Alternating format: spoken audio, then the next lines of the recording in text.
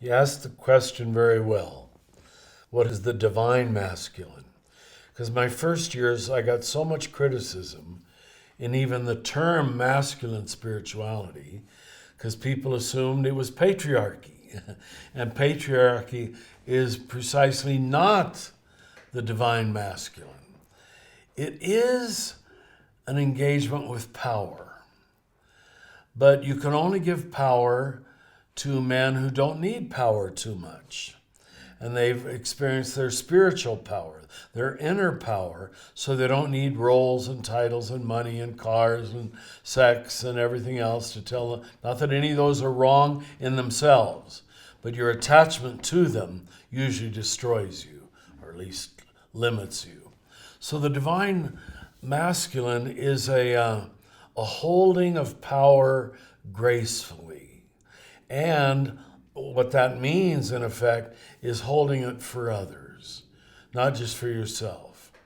A protector of those who are little or weak or on the side or are not at the top. You see that so clearly in Jesus, where he's always preferring those on the edge. And, the form of Christianity that's taken over in America goes back to being adopted by slaveholders, is pretty much the opposite. It's a Christianity of holding power, being right, being certain. And it doesn't have much talk of darkness, dissent, letting go, giving up your ego. Unless the grain of wheat die, it remains just a grain of wheat.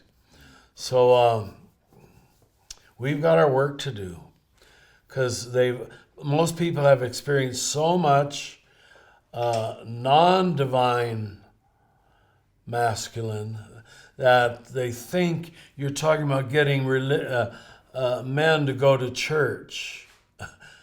That's not it at all. In fact, to get them to go to church is probably a step backwards. And I go to church, I conduct mass, but there's a good way to do that and there's a very dangerous way to do that. Yeah.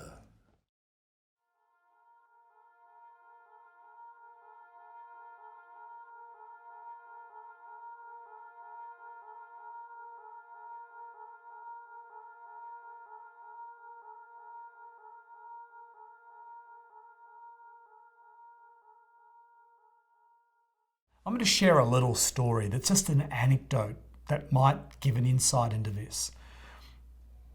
Recently, my son was upset about something trivial, but he wanted a bit of space, and so his girlfriend was a bit at loose ends, and I was going to do the grocery shopping for the week, and I asked if she'd like to come with me. And so she said she would, and so the two of us went grocery shopping. And we came home. My wife said, "Where have you been?" And I said, Bronte is her name. I said, "Bronte and I have been grocery shopping. It was wonderful. It was like having a daughter at last." Except that my daughter-in-law, married to my youngest son, was in the room at the time, and she went quiet. And she shared with my son, her husband, later on, "Your father obviously doesn't see me as a daughter." Eventually, my son wisely said, "You need to go to him and tell him that." And she said, "I can't." And he said, "Well, then tell my mother. She will listen." And so she did. She told my wife, who told me. And Natasha, my son's wife, was on the staircase that afternoon, and I went towards her with tears in my eyes, and I said, "Natasha, you beautiful woman, you are every bit my daughter, and I love you." And she teared up, and the two of us embraced.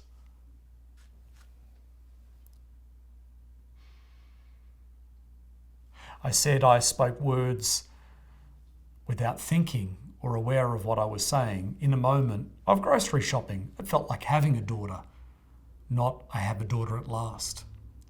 Because I have two daughters-in-law and my son's girlfriend, and they are all part of our family.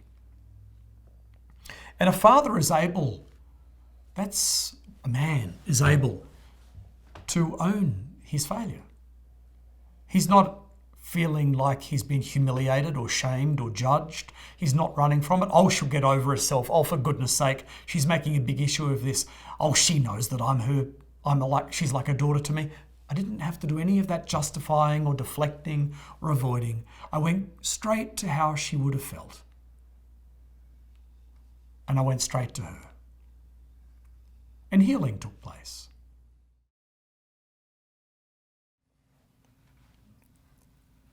You need somebody who can model compassion and strength. My dad was a cop, a policeman. He carried a 38 police special. I wore uniform. But he was a mouse of a man in his marriage. And he loved me to death. He loved me to pieces.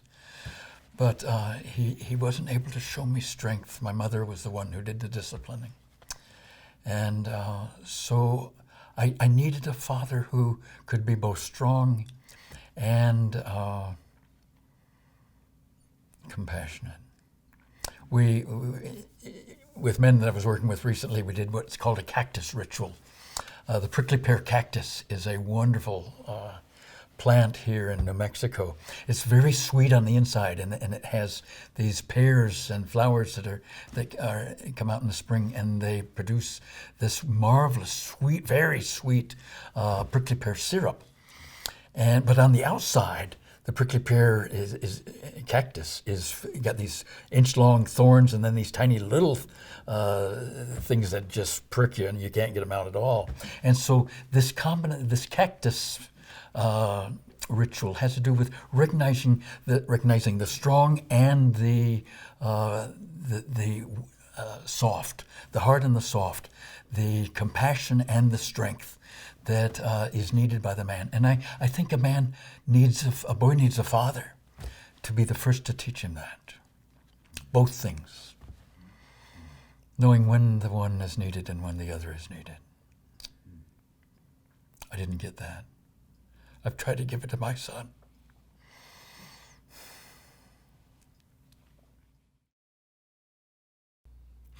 I'm going to share another story. And it tells you a lot about me at the time. But it also gives you a glimpse of another me that was always present and is now in the forefront of my life. And it's from my eldest son. I was leading a retreat. I was going to lead a retreat for the weekend, and we had 50 participants. And this was one of the first roles I had played of leadership in the church that I ended up being senior pastor of.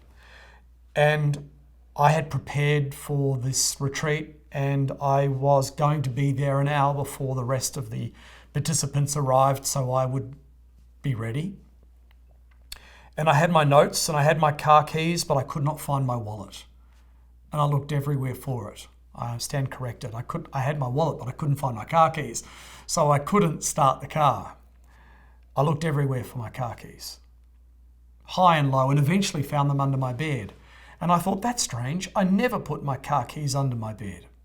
And then it suddenly dawned on me that they'd been placed there intentionally. And I went to my eldest son, who was about 9 or 10 at the time. And with that sternness that marks so much of my life, I said, "Did you place these under my bed?" And he had enough of a sense of himself to be honest with me, but with some fragility said, "Yes, Dad. Yes." Well, in my blind rage, you asked earlier about rage, in my blind rage, it went up several notches. "Why did you do that?" But without waiting for an answer, I kept going. "Don't you understand how important this weekend is to me? I'm running late now. The other guests are going to be there. The other participants are going to be there before me. And now you've made me late. Now I'm not going to be ready for it. You've held me up. Why did you do it?" This time I waited for an answer. "Because I didn't want you to leave." Fuck. at that moment, I did not want to go on this stupid camp retreat.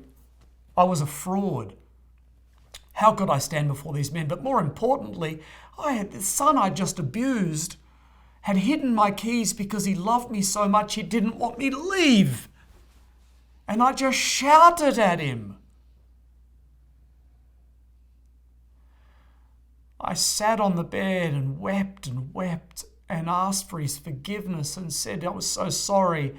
And I lost who I was in trying to be someone important, successful, approved.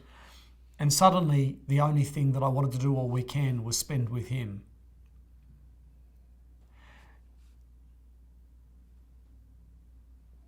And I spent maybe half an hour. Now I was running very late and I didn't care.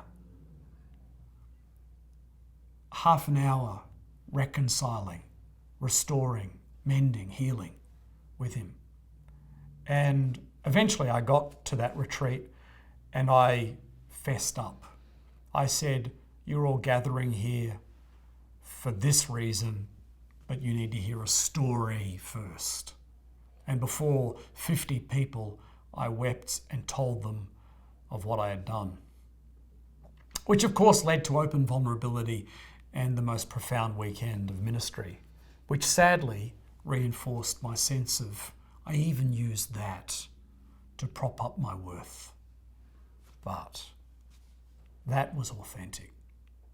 I told my son, who's now almost 30, about that incident about 5 years ago. He said, Dad, I have no memory of it. And I know why he has no memory of it, and that is because I sat on his bed for half an hour and I repaired the breach.